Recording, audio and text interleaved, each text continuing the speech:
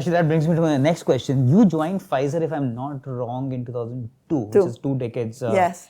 now, and you joined in a CIO role. Then obviously you played CTO role. yes. You saw then multiple things. So how has the role of a CIO and CTO changed over the last 2 decades? What are the skills and competencies, behaviors that have got added now? You just need to have them, were not required earlier. What are the things which have become obsolete? So the CIO of the past would succeed at understanding technology and operations. Sure. As long as the data centers were running, as long as the computers were, as the telephones were working, and you could do your calls, and you can produce your presentations, it was successful. And they were very much involved in developing their own code, developing a lot of software and managing that software. It was a software company within a company in a way. Sure. So the CIO of today and the CIO of the future will be the CIO who sees technology as part of the business, as they see it is a complementing the product, empowering a business to make decisions, providing information and in-depth knowledge. So he or she should be looking at investments in IT as a business investment, and think of it that way, and measure success based on customer satisfaction, based on business value, so on revenue, on profitability, and as I said, customer satisfaction, because that drives revenue and profitability. You mean the real customer. We're talking about, there's only one customer, and for the pharmaceutical company, basically the real customer is the patient. The payer is also a customer, because they are the ones who are paying. But again, the doctors and the patients, if they don't use it, then basically it becomes ineffective. So focusing on what you as a technologist can bring to the business to improve the patient outcomes, to improve the customer satisfaction, to improve opportunities to increase revenue or reduce operational cost, not necessarily in IT. It could be operational cost in another organization. And I have examples where at J&J we actually invested more in IT to be able to reduce more cost inside the business. So you see it in the context of the business. You don't see yourself just a cost center and a back office support. Got it. Makes more sense. So let me ask you the same question on skills and behaviors and what is required. Moving away from the CIO to the business side, people on various medical functions, clinical, regulatory, safety, commercial. How have you seen the requirements change over there? What do you look for? What do you look for 20 years back? What do you look for now? In terms of how technology will be used, or actually, what are the competencies required for leaders? The competencies. I think the competencies. It's very interesting that you're asking, because that's an extremely important question. And there's a study that's coming out of a collaboration between Google, interesting enough, and Columbia on what's the talent that is required in the future. And the bottom line is that you're looking for talent that has the ability to take information that's been derived from analytics and combine it with your experience and your intuition to make decisions and take action. And that will be a requirement for, independently of what you do. Now, for a long time, we've been talking about digital natives, having people who really are used to using technology. Well, that has been happening. I mean, the digital natives are already in their 40s now. So that's happening. the next step is, how do scientists or clinicians or in commercial chief medical officers, especially anything that has the word chief over it, correct, because sometimes that chief comes with age.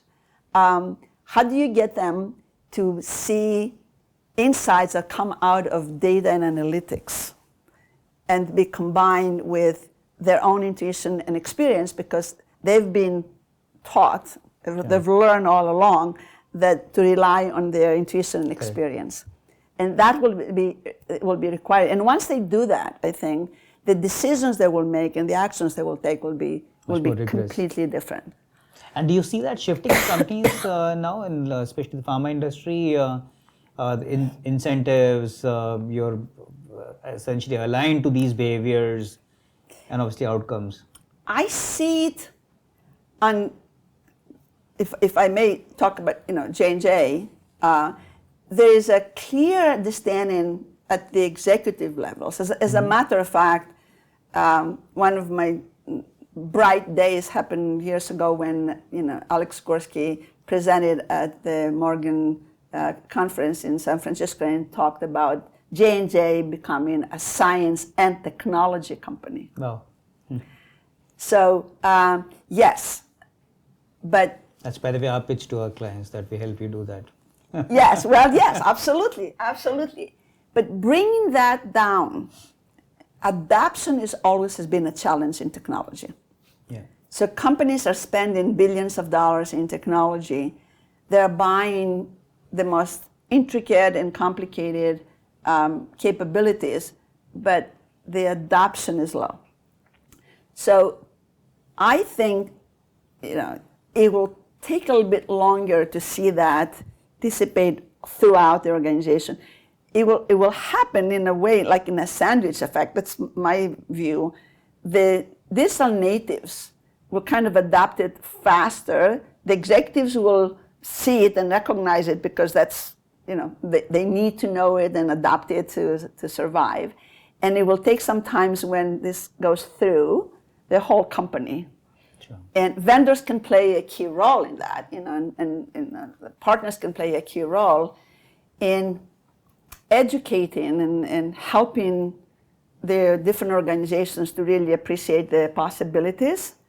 And it's not threatening, so when something comes through a vendor, it's more acceptable than something, an order coming from within, unfortunately. That's true.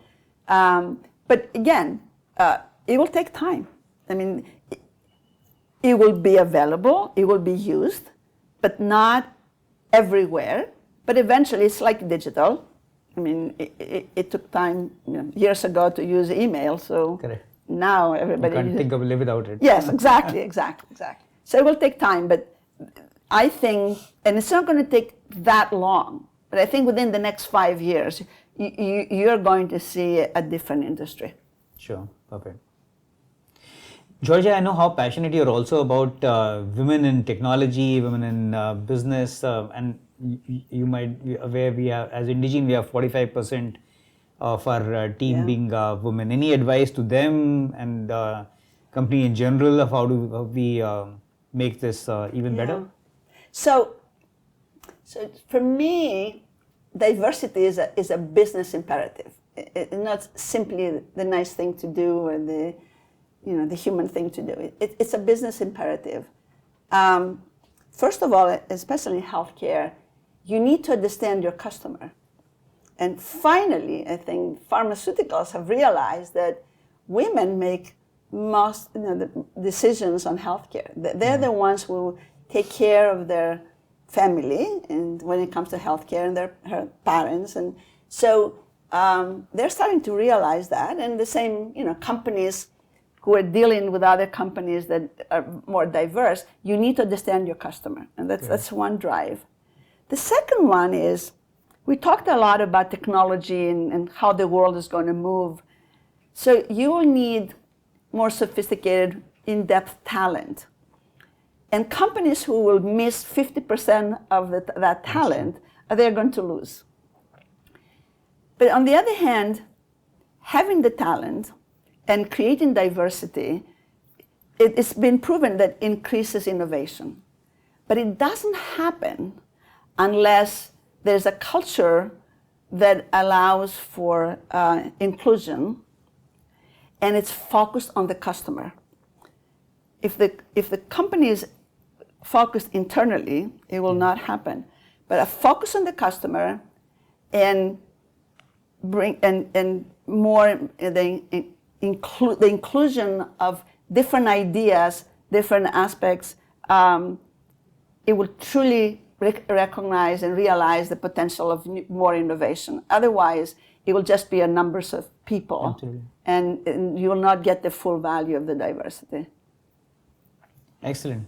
Thank you so much, Georgia. This was very, very interesting, and thank you once again for spending the time with us. This is a very interesting conversation. I learned a lot. Thank you. Thank you. Very welcome.